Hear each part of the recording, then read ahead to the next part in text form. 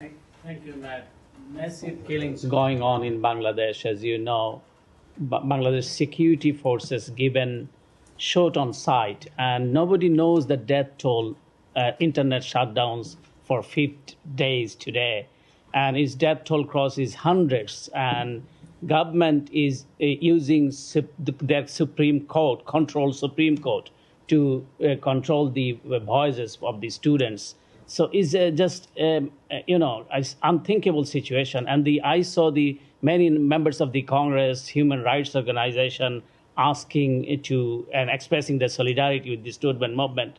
Nobel laureate Professor Muhammad Yunus urged the world leaders, including US and United Nations, to act promptly to rescue the Bangladeshi people and the democratic rights. So what is your comment on this? So we are closely following developments in Bangladesh. We continue to call for calm and de-escalation.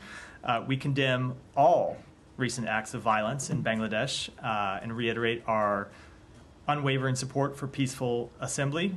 In addition, we remain deeply concerned by reports of ongoing telecommunications disruptions across the country, which limit the ability of people in Bangladesh, including American citizens, to access critical information. We call on the government to restore internet service. We condemn the reported shoot-on-sight orders that have been given and call for those to be rescinded. And of course, I would just as a final thought with respect to the situation, reiterate that media freedom is an essential building block of a thriving democracy. It is essential that journalists in Bangladesh, as is true everywhere in the world, be able to function freely.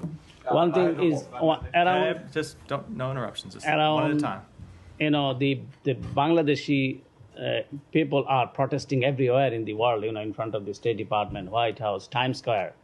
But the UAE, when they are protesting in the Dubai, some places in UAE, they sentenced 57 Bangladeshi for 11 years. Why they are protesting against their own government. So what is your comment? And finally, do you rely on Bangladesh regime as you are calling and urging they will entertain your call and urge, As we see in last 15 years, Bangladesh is run by authoritarian regime and they are trying to keep their power by any means using the security forces. So with respect to the first question, I wasn't aware of that report, so I'm reluctant to comment on it, as always the case when I don't have perfect information here. But when it comes to the government in Bangladesh, it's a government with which we've worked on a number of issues, but we also make clear when we have concerns, as I believe I just did. One follow-up. Go ahead.